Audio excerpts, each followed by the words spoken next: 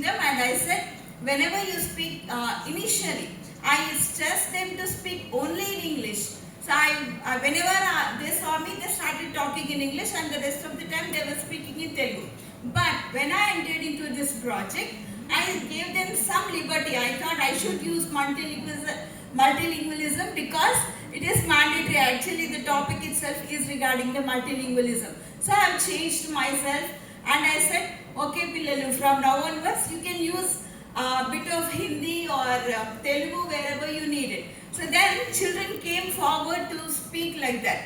And not only for that, they become more confident to come forward and speak, because earlier I used to, initially I used to tell them that today is a what day. So what I used to tell them is, whatever you do, you should start with a question. What are you doing? What is the time now?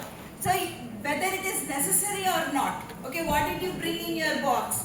Okay, what is the teacher telling? What is there in your bag? So whether it is necessary or not, you have to start a sentence with what? And next day you have to use with is. Okay? Or do. Do you have a pencil? Do you want to come with me? Do you want to drink water?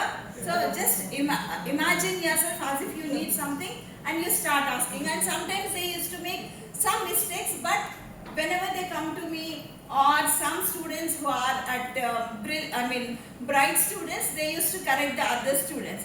So like this, most of the children, they started speaking English, and now I conduct conversations. I'll tell them a story like the hare and the lion. So I tell the lion దగ్గరికి కుందేలు late వచ్చిందిరా. What could be the probable conversation between the hare and the lion?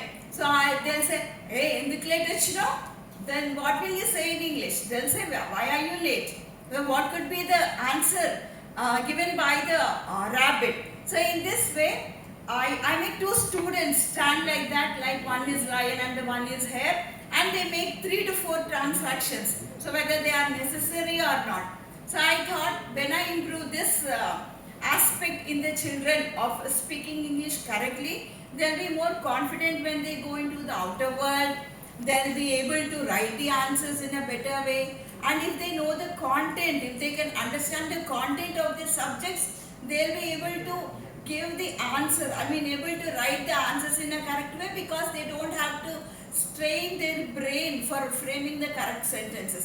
So I thought it is my primary duty.